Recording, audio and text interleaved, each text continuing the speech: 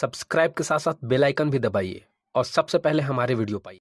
आज के इस वीडियो लेक्चर में हम डिस्कस करने वाले हैं बहुत ही महत्वपूर्ण आंकिक प्रश्न, यानी हम आज न्यूमेरिकल्स के बारे में बात करेंगे, क्योंकि जो हमने चैप्टर स्टार्ट करा था स्थिर वैद्युतिकी यानी इलेक्ट्रोस्टैटिक, जो चैप्टर हमने स्टार्ट करा था उसे फुल टू फुल हमने खत्म कर लिया।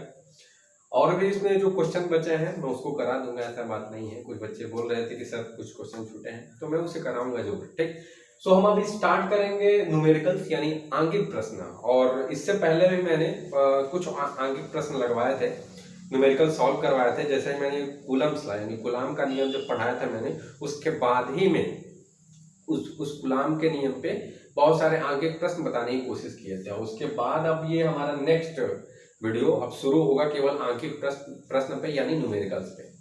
तो चलते हैं और शुरू करते हैं हम और इम्पोर्टेंट क्वेश्चन को देखते हैं। सो अब हम अपने पहले क्वेश्चन को शुरू करते हैं। और ये क्वेश्चन बहुत ही इजी है। अगर किसी बच्चे को बस फॉर्मूला याद हो तो इस क्वेश्चन को ऐसे फूंक देगा तो ये क्वेश्चन उड़ जाएगा, ठीक है। तो ये क्वेश्चन बहुत इजी है। और इस क्वेश्चन को शुरू करने से पहले मैं एक बात जरूर बोलूंगा कि इस वीडियो से जो पहले वाले जितने वीडियो हैं उसको जरूर देखें। अगर आपने नहीं पढ़ा या आपका कॉन्सेप्ट नहीं क्लियर है तो मेरी गारंटी है कि आपको जरूर समझ में आएंगे वो सारे के सारे वीडियो, आपके कॉन्सेप्ट जरूर क्लियर होंगे। ठीक, तो उस वीडियो को जरूर देखें, क्योंकि बहुत ही अच्छे तरीके से मैंने एक बेहतरीन तरीके से हर टॉपिक को समझाने की कोशिश की है उसमें, ठीक ना। सो बहुत ही ज्यादा इंपॉर्टेंट है। ठीक, सो अब हम देखते हैं हमने क्वेश्चन में बोल क्या रहा है कि विद्युत क्षेत्र में रखा एक 15 माइक्रोकूलाम का आवेश 2.25 न्यूटन बल का अनुभव करता है। मतलब विद्युत क्षेत्र है। विद्युत क्षेत्र कैसे बनता है? तो देखो, कोई भी आवेश अगर यहाँ पे आवेश है तो ये अपने चारों तरफ विद्युत क्षेत्र को बनाने का जरूर काम करेगा। केवल एक आवेश को छोड़कर, परीक्षण आवेश जो टेस्ट चार्ज, जो हमारा पित्ती वाला आवेश था, वो कभी विद्युत क्षेत्र नहीं बनाता, ठीक ना। ये हमारा विद्युत क्षेत्र बनाने का काम करेगा। तो ये हमारा जो आवेश है कोई ना कोई विद्युत क्षेत्र बना रहा है। और इसमें हमारा एक अन्य आवेश है जो कि Q है, और इस पे आवेश 15 माइक्रोकूलाम का है। और ये क्या कर रहा है, इस पे क्या कर रहा है, कुछ बल अनुभव कर रहा है। कितना बल अनुभव कर रहा है? ये वाला आवेश, इसके कारण जो विद्युत क्षेत्र बना हुआ है बल अनुभव कर रहा है कितना, तो ये बल अनुभव कर रहा है 2.25 न्यूटन का बल अनुभव कर रहा है। इतना ज्यादा बल अनुभव कर रहा है, बल का अनुभव करता है। तो उस आवेश पर विद्युत क्षेत्र की तीव्रता क्या होगी? तो यानी इस आवेश पर विद्युत क्षेत्र की तीव्रता पूछ रहा है। देखो, विद्युत क्षेत्र की तीव्रता होता क्या है कि मतलब कोई भी आवेश है तो वो दूसरे आवेश पे कितना ज्यादा बल लगा रहा है, मतलब कितना ज्यादा फोर्स लगा रहा है उसमें, वही उसकी क्या है, विद्युत क्षेत्र की तीव्रता है। तो हम देखेंगे अभी कि कितनी ज्यादा वो बल लगा रहा है, यानी विद्युत क्षेत्र की तीव्रता कितनी होगी ये जरूर देखेंगे हम, ठीक ना। सो चलते हैं। जैसा मैं अभी बताऊंगा उसी तरीके से आपको एग्जाम में लिखना है और किसी तरीके से अलग ढंग से लिखने की कोशिश ना करें। ठीक, अगर कोई और बेहतरीन आपके पास तरीका हो तो लिख सकते हो। ठीक, तो शुरू करते हैं। तो देखो आगे लिखा क्या जाता है कि आगे लिखा जाता है दिया है। अब देखो क्या क्या दिया है, तो दिया है हमारे पास आवेश दिया हुआ है कि 15 माइक्रोकूलाम है। और यहाँ पे ये बल दिया हुआ है कि बल बराबर कितना है, तो ये 2.25 न्यूटन है। और यहाँ पे निकालना क्या है हम लोग को, तो विद्युत क्षेत्र की तीव्रता निकालना है। आपको बस एक फॉर्मूला पता होना चाहिए, वो फॉर्मूला है, लिखोगे आप कि हम जानते हैं, क्या जानते हैं भैया, तो जो जानते हैं फॉर्मूला वही क्वेश्चन को लगा पाएंगे। ठीक, तो क्या हो जाएगा, बस E बराबर में कुछ नहीं है F/Q, ये फॉर्मूला आपको पता होगा। अब यहाँ पे सिंपली हम F की वैल्यू रखेंगे। F की वैल्यू कितना है, 2.25। ठीक, और यहाँ पे Q की वैल्यू कितनी है, तो Q की वैल्यू अब देखो, यहाँ पे एक चीज देखो, यहाँ पे ध्यान दो कि Q की वैल्यू क्या है। Q की वैल्यू अभी माइक्रोकूलाम में है, तो हमें कूलाम में चेंज कर देते हैं इसको, ठीक ना। तो 1 माइक्रोकूलाम इज इक्वल टू में 10⁻⁻⁶ कूलाम। ठीक, तो यहाँ पे क्या हो जाएगा कि 15 × 10⁻⁻⁶ जब कर देंगे तो यहाँ पर केवल कूलाम रह जाएगा, समझ गए। तो यहाँ पे अब इसकी वैल्यू पुट कर देते हैं, 15 × 10⁻⁶ कूलाम, यहाँ पे न्यूटन, यानी जो विद्युत क्षेत्र का जो मात्रक वैसे भी न्यूटन पर कूलाम होता है, और यहाँ पे न्यूटन पर कूलाम आएगा भी।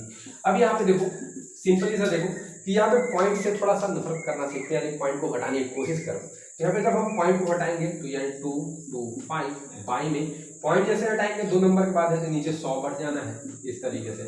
और 15 × 10⁻⁻⁶ -6 कूलाम ये न्यूटन। 15 से 15 बार में कट जाएगा, स्क्वायर होता है वो जानते हो आप। यहाँ पर देखो आ कितना जाएगा कि 15, यहाँ पर आ कितना जाएगा कि 10 के घाते, यहाँ पर इसको कितना लिख सकते हैं 10 के घाते 2 लिख सकते हैं और 10 के घाते -6 है, तो आ कितना जाएगा 10 के घाते -4 आ जाएगा। अब 10 के घाते -4 आ गया। अब यहाँ पे देखेंगे हम इधर, अब यहाँ पे लिख कितना सकते हैं 15 गुणे 10 घाते ये अभी -4 है, ऊपर जाएगा तो क्या हो जाएगा +4 हो जाएगा। ठीक, अब यहाँ पे अगर हम ये कहें कि यहाँ पर हमें एक अंक के बाद, मतलब एक अंक के बाद हमेशा पॉइंट होना चाहिए, तो एक अंक के बाद अगर हमें पॉइंट लाना है तो क्या कर सकते हैं हम कि 10 से गुणा 10 से, अरे 10 से भाग और 10 से गुणा कर दिया, तो यहाँ पर सिंपली कितना आ जाएगा 1.5 × 10⁵ तो इतना ज्यादा आपका क्या आ जाएगा आंसर आ जाएगा। और जो मात्रक है बहुत ही ज्यादा मात्रक इंपॉर्टेंट होता है आपके एग्जाम के लिए, तो मात्रक को आप जरूर लिखो, यानी जो भी यूनिट्स हैं वो उसको जरूर लिखो, क्योंकि ये बहुत ज्यादा वैल्यू करते हैं। अगर नहीं लिखोगे तो जो टीचर होगा मार्क्स काट लेगा। तो जो यूनिट होते हैं, जो मात्रक होते हैं, जरूर लिखो और इसी तरीके से आप क्वेश्चन को सॉल्व करने की कोशिश करोगे। ठीक, इसको आगे भी आप चेंज कर सकते हो या फिर नीचे भी चेंज कर सकते हो, जहाँ पे बस जहाँ पे चेंज करोगे 3 बिंदु लगा करके आप साइड में लिख सकते हो कि देखो भैया जो माइक्रो कूलाम था उसको हमने क्या किया सिंपली कूलाम में चेंज किया। सो ये पूरा का पूरा एकदम सिंपल क्वेश्चन था। अब हम चलते हैं अपने नेक्स्ट क्वेश्चन पर और देखते हैं कि वो कैसा है। ठीक, वो भी एक सिंपल ही सा क्वेश्चन है लेकिन थोड़ा सा गड़बड़ वाला क्वेश्चन है। सो चलते हैं। सो अब हम अपने नेक्स्ट क्वेश्चन में चलते हैं और ये भी क्वेश्चन उतना ज्यादा हार्ड नहीं है। सो मैं आपसे रिक्वेस्ट करूंगा कि आप वीडियो को पॉज करो और फिर अपने से क्वेश्चन को सॉल्व करने की कोशिश करो, ठीक ना। चलो अब मैं बताने की कोशिश करता हूँ आपको। ठीक, सो यहाँ पे बहुत ही इजी क्वेश्चन है, आपको सोचने की जरूरत नहीं है, बस आपको फॉर्मूले याद होना चाहिए। मैं अभी फॉर्मूले बेस्ड क्वेश्चन आपको बता रहा हूँ। ठीक, लिखा गया है कि एक विद्युत द्विध्रुव के कारण अक्षीय तथा निरक्षीय, अक्षीय तथा निरक्षीय विद्युत द्विध्रुव में मैंने पढ़ा रखा है और अक्षीय और निरक्षीय दोनों के डेरिवेशन में प्रूफ करा रखा है। तो अक्षीय और निरक्षीय स्थिति में समान दूरी पर स्थित प्रेक्षण बिंदु पर विद्युत क्षेत्र की तीव्रता का अनुपात क्या होगा। मतलब कि द्विध्रुव है तो अक्षीय स्थिति में एक विद्युत क्षेत्र की तीव्रता हमने फाइंड किया था ई की वैल्यू, और निरक्षीय स्थिति में भी, तो वो दोनों अगर फॉर्मूले याद हो आपको तब आप विद्युत क्षेत्र की तीव्रता आसानी से निकाल सकते हो किसी स्थित मतलब प्रेक्षण बिंदु पे।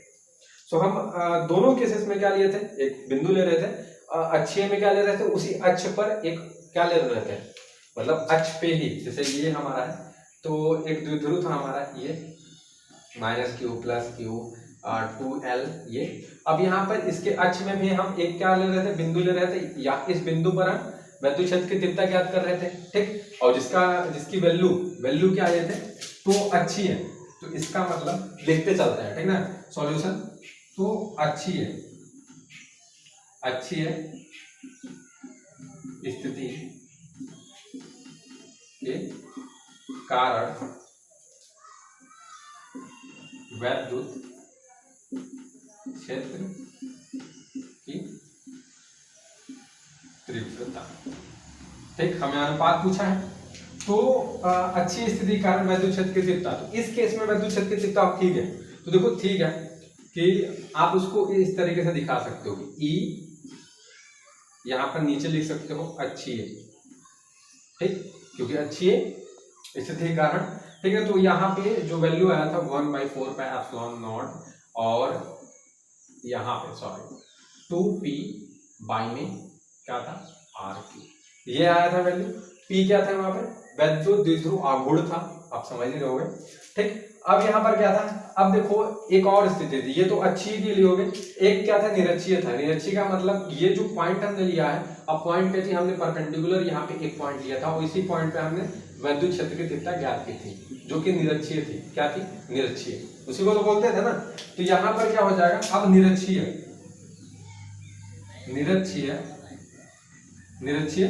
स्थिति में विद्युत क्षेत्र की तीव्रता, तो ई क्या करेंगे, उसे ई निरक्षीय लिखेंगे।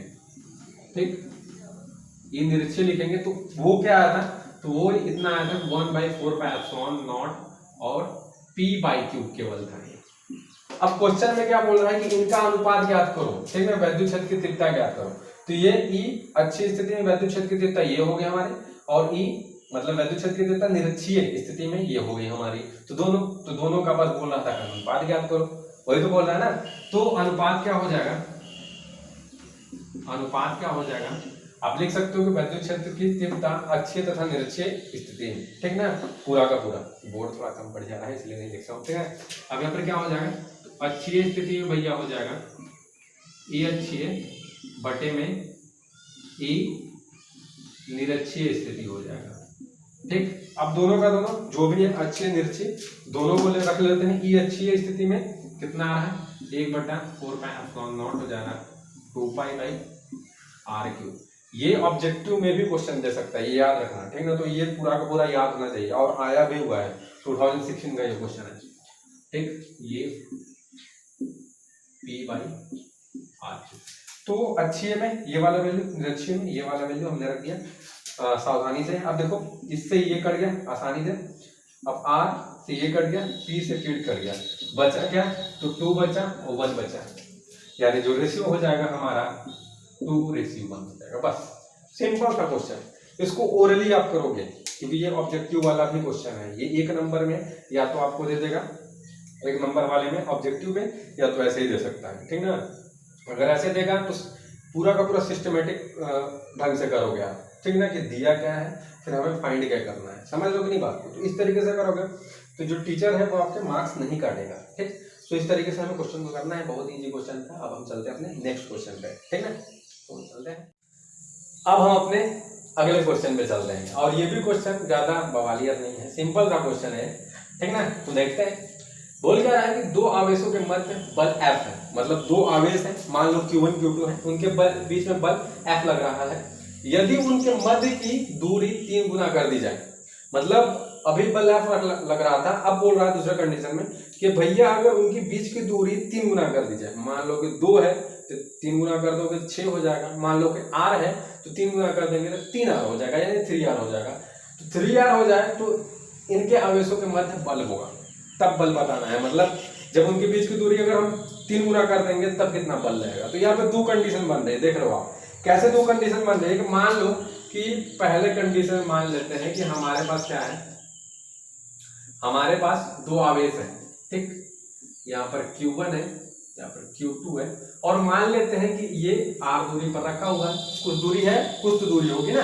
तो R दूरी पर रखा हुआ है, तो इनके बीच में बल F काम कर रहा है, ये पहला कंडीशन हो गया, ठीक ना। F काम कर रहा है, वहां बोला।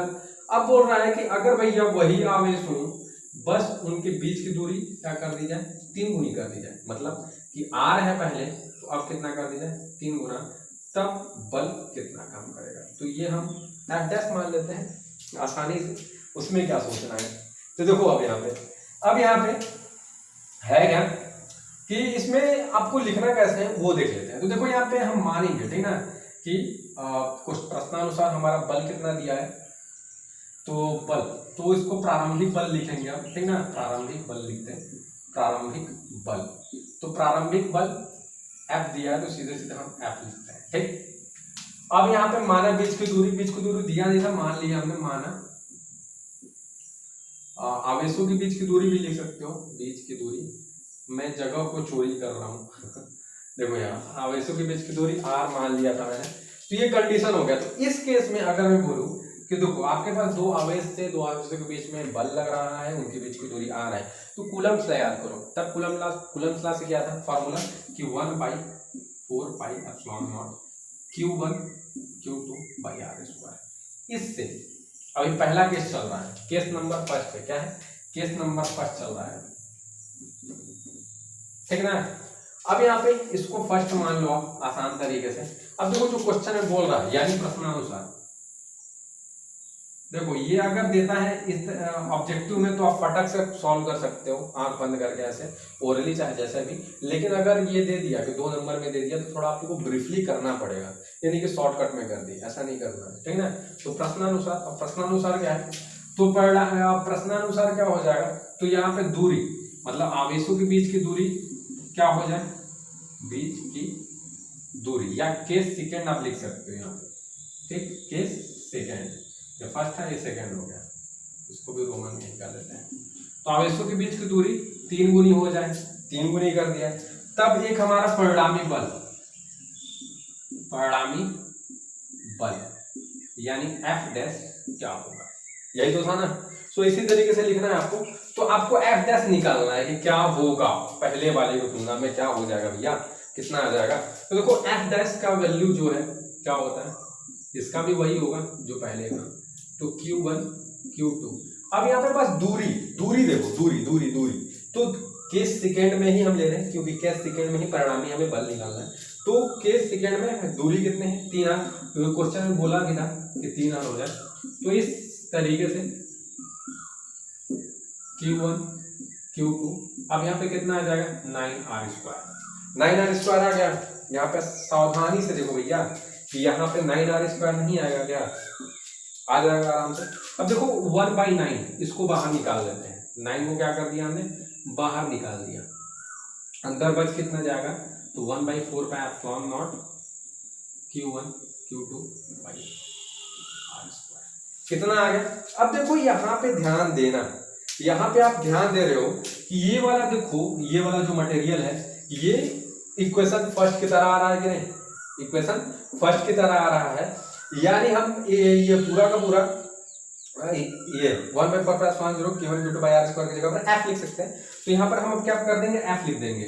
यहाँ पर कितना हो जाएगा, तो 1/9 हो जाएगा और इसके जगह पर f, तो इंटू में f लिख देंगे, यानी हो जाएगा f/9। यानी जो पहले वाला जो बल लग रहा था उसका कितना 1/9 गुना हो जाएगा, यानी बहुत कम हो जाएगा बल। पहले f लग रहा था तो अब f का 9वां भाग, f का 9वां भाग, तो मतलब दूरी अधिक हो गई भैया तो बल कम लगेंगे। वैसे भी आप जानते हो कि ये इम्प्रोपोर्शनल होते हैं, यानी दूरी अगर बढ़ेगी तो बल कम लगेगा। तो क्या हो जाएगा, f का 9वां भाग। समझ रहे हो इस बात को। तो ये सिंपल सा क्वेश्चन था, आई होप आपको ये समझ में आया होगा। सो एक ही बात बोलूँगा, चैनल को सब्सक्राइब करें और अभी और भी वीडियोस आएंगे। ठीक, अभी थोड़ा रात होते जा रहा है और मैं वीडियो थोड़ा बाहर बनाता हूँ। तो सो आज के लिए बस इतना ही। एंड वीडियो को जरूर शेयर करें, शेयर करोगे तो और कोई भी जो लोग हैं जो रूरल एरिया से बिलोंग करते हैं उनको थोड़ा पता चलेगा। तो शेयर किया करो यार, एंड लाइक करो, सब्सक्राइब करो चैनल को। एंड PDF नोट्स आपको कल तक मिल जाएंगे इसी वीडियो के डिस्क्रिप्शन में। और भी वीडियो को देखो, जो प्रीवियस वाले वीडियो हैं उन वीडियो के डिस्क्रिप्शन में भी आपको सारे के सारे PDF नोट्स मिल जाएंगे एक परफेक्टली तरीके से। सो आप उस नोट्स को यूज कर सकते हो और वीडियो को परफेक्टली तरीके से समझ सकते हो। समझ गए, तो ये बहुत जरूरी है। ठीक, तो आज के लिए बस इतना ही। नेक्स्ट वीडियो में बहुत सारे क्वेश्चन के साथ, न्यूमेरिकल के साथ मिलते हैं। ठीक, तो आज के लिए बस इतना ही।